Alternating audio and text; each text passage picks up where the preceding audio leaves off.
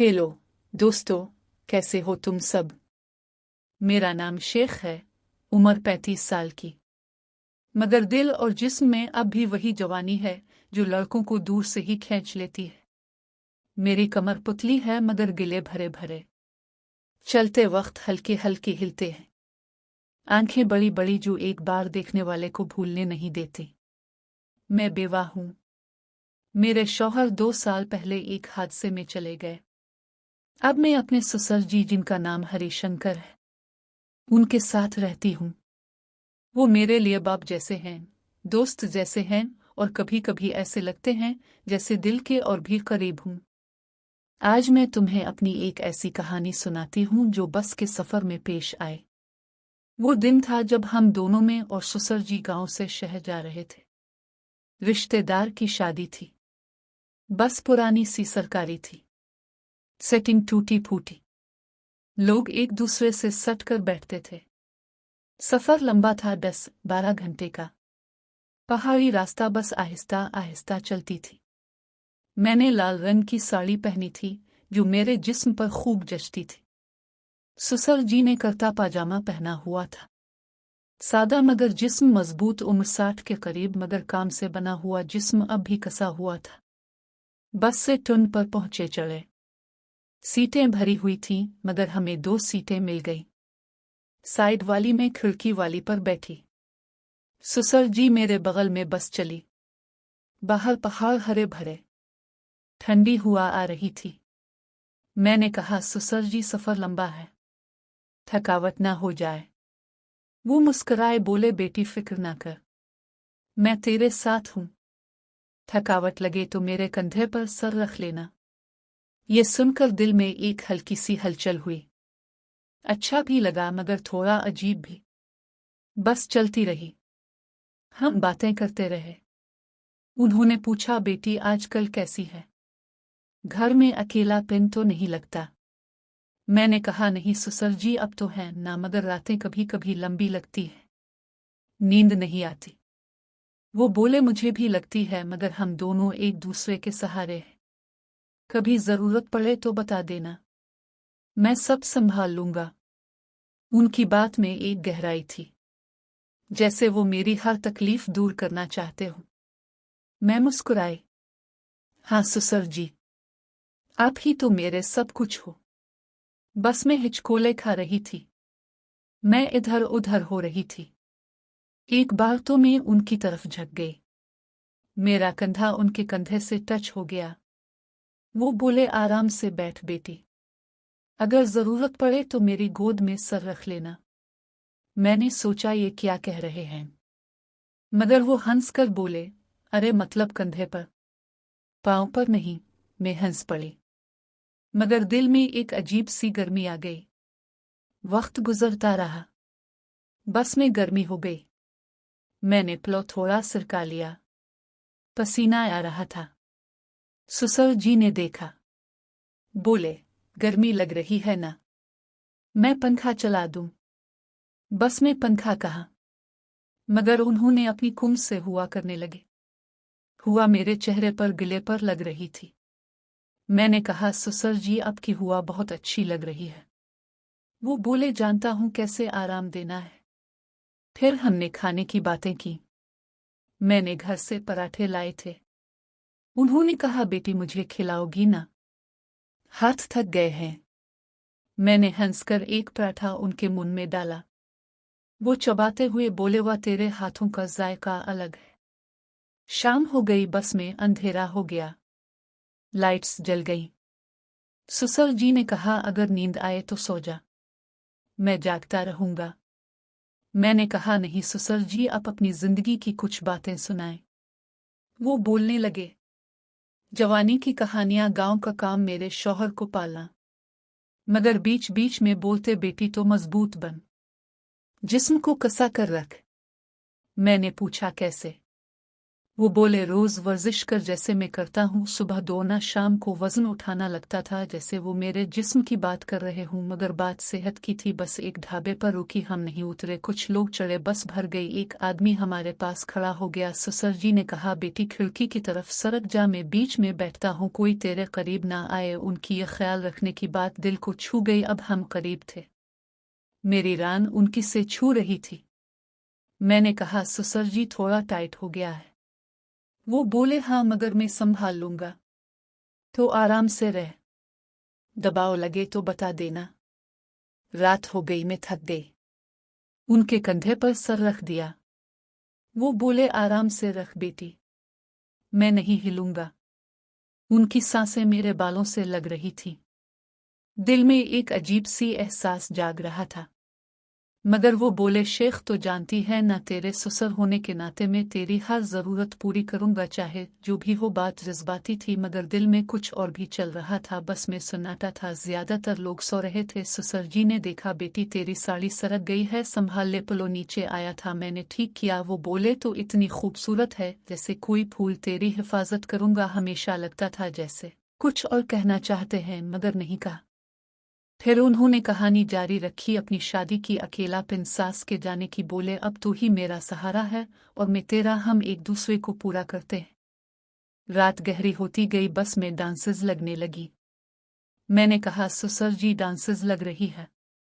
वो बोले, आ मेरे करीब आ, मैं गर्मी दूंगा। मैं थोड़ा करीब सरकी, उनकी बाँ मेरे कंधे पर आ गई। बोले, ऐसे ही रह, तेरे जिस्म को गर्मी दूंगा। बस ख्याल था जैसे बाप का। हम बातें करते रहे। वो पूछे, बेटी दोबारा शादी के बारे में सोचती है? मैंने कहा, नहीं ससुर जी, अब है न किसी और की जरूरत नहीं। वो बोले, अगर अच्छा लड़का मिला तो मैं खुद करवा दूंगा, मगर अभी तेरी खुशी का ख्याल में ही रखूंगा। बस एक ट्रेन पर झटका खाए, मैं उनकी गोद में गिरने वाली थी। उन्होंने पकड़ लिया बाहें कमर पर। बोले, संभल बेटी, फौरन हिट गए। सॉरी अगर गलत लगा। मैंने कहा, नहीं पापा जी, आपका ऐसे संभालना बहुत अच्छा लगा। फिर हम बातें करते रहे। मैंने कहा, नींद आ रही है। वो बोले, सो जा बेटी, मैं जागता रहूंगा। मैं सो गई, वो जागते रहे। सुबह हुई, बस शहर के करीब थी। मैंने कहा, रात अच्छी गुजरी? वो बोले, तेरे साथ वक्त जल्दी बीतता है तो मेरे लिए खास है। हमने बस में ही नाश्ता किया। उन्होंने कहा, फिर से खुला खिलाओगी ना? मैंने खिलाया। वो बोले, तेरे हाथों में जादू है। शहर पहुंचे, उतरे, ऑटो लिया, रिश्तेदार के घर पहुंचे, कमरा मिला, 2 बेड। शादी थी, तैयारी करनी थी, मगर दिल में बस की वो रात घूम रही थी। ससुर जी की ख्याल रखने वाली बातें, करीब आना, हाथों का लगना, सब कुछ एक अजीब सी गर्मी दे रहा था। ये कहानी अभी जारी है। क्या होगा आगे, ये अगले पार्ट में बताऊंगी, तो बने रहना हमारे साथ। शहर पहुंचकर हम रिश्तेदार के घर आए। शादी का माहौल था, सब तैयारियों में मशगूल। हमें एक छोटा सा कमरा मिला जिसमें 2 बेड थे। थोड़ी सी थकावट बदनी थी मगर दिल में बस की वो रात की यादें अब भी गर्म थी। ससुर जी ने मेरा सामान उठाया। बोले, बेटी तो आराम से चल, मैं सब संभाल लूंगा। मैंने मुस्कुराकर सर हिलाया। कमरे में जाकर साड़ी बदली, नहाने का इरादा किया। ससुर जी बोले, शेख पहले तो नहा ले, मैं बाहर घूम आता हूँ, अगर पानी गर्म ना हो तो बता देना, गीजर चेक कर लूंगा। उनकी ये ख्याल रखने वाली बात हमेशा की तरह थी मगर आज कुछ अलग लग रही थी, जैसे उनकी निगाहों में एक गहरी चमक हो। नहाते वक्त दिल में ख्याल आया कि क्या ससुर जी वाकई सिर्फ बाप जैसे हैं या दिल में कुछ और भी है, मगर मैंने ज्यादा नहीं सोचा। तैयार हुई, शाम को शादी में गए, मौसीकी बज रही थी, डांस हो रहा था। ससुर जी ने मुझे देखा। बोले, बेटी तो आज बहुत चमक रही है, चल थोड़ा डांस करें। मैं हंस पड़ी, उनके साथ थोड़ा नाचा। भीड़ में हमारा हाथ छूट गया। वो बोले, आराम से, मैं पकड़ लूंगा तुझे। रात देर तक चली। वापस कमरे में आए, थके हुए बिस्तर पर लेट गए। ससुर जी ने कहा, शेख अगर डांसेस लगे तो मेरे बेड पर आ जाना। मैंने मुस्कुराकर कहा, सर जी अब सो जाएं, कल वापसी का सफर है। मगर सोए नहीं। रात के 2 बजे ससुर जी उठे। कमरे में मध्यम रोशनी थी। वो मेरे बेड के करीब आए। आहिस्ता से बोले, बेटी नींद नहीं आ रही। मैं उठी, दिल धड़क रहा था। कहा, नहीं ससुर जी, अब क्यों जाग रहे हैं? वो मेरे करीब बैठ गए, हाथ मेरे हाथ पर रखा। बोले, शेख, आज बस में जो हुआ वो सब कुछ मुझे लगता है हमारे दरमियान कुछ और है। तो मेरी बेटी है, मगर दिल कहता है कि तो मेरी जिंदगी का वो हिस्सा है जो खो गया था। मैं खामोश रही। उनकी उंगलियां मेरे हाथ पर फिर रही थीं, गर्म थी। मैंने कहा, ससुर जी, अब मेरे लिए सब कुछ है, मगर ये क्या हो रहा है? वो बोले, बेटी, मैं तुझे तकलीफ नहीं देना चाहता, मगर ये अकेलापन बहुत भारी है, तेरा भी मेरा भी। अगर हम एक दूसरे का सहारा बने तो क्या गलत है? उनकी बातों में एक दर्द था, एक ख्वाहिश थी। मैंने आंखें झुका ले। दिल में तूफान था। वो आहिस्ता से करीब आए, मेरे माथे पर हाथ रखा, फिर गले लगाया। मैंने रोका नहीं। उनकी बाहों में सुकून मिला। वो बोले, शेख, अगर तुझे बुरा लगे तो कह देना, मैं पीछे हट जाऊंगा। मगर मैं खामोश रही। उन्होंने मेरे गाल पर हाथ फेरा, आहिस्ता से होंठ मेरे होठों पर रखे। एक नरम बोसा, दिल कांप उठा। मैंने आंखें बंद कर ले। वो आहिस्ता आहिस्ता मेरे जिस्म को छूने लगे, नरमी से, प्यार से, जैसे कोई बाप नहीं, कोई आशिक साड़ी का पलो सिरका। उनकी उंगलियां मेरी कमर पर, रानों पर, मैं मदहोश होती चली गई। वो बोले, बेटी तो बहुत खूबसूरत है, तेरी हिफाजत करूंगा हमेशा। फिर वो मुझे अपने बेड पर ले गए। कपड़े आहिस्ता आहिस्ता उतारे, जिसमें एक दूसरे से मिला। इनकी ताकत, उनका तजर्बा, सब कुछ मुझे सुकून दे रहा था। हर हरकत में एक गहरी मोहब्बत थी, एक छपी हुई हवस थी। मैंने उनके कान में सरगोशी की सरजी। ये गलत है, मगर मुझे अच्छा लग रहा है। वो बोले, बेटी, ये हमारा राज है, हम दोनों का कोई नहीं जानेगा। रात गहरी होती गई। हम एक दूसरे में खो गए। लज्जत की लहरें उठी, सुकून मिला, जैसे बरसों का अकेलापन खत्म हो गया।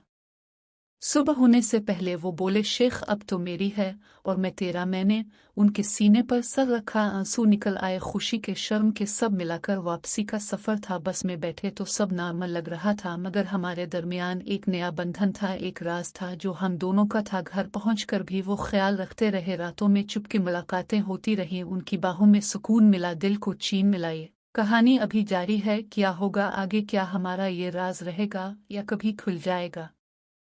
ये अगले पार्ट में बताऊंगी, तो बने रहना हमारे साथ। लाइक करो, सब्सक्राइब करो और कमेंट में बताओ कि तुम्हें कैसी लगी ये कहानी।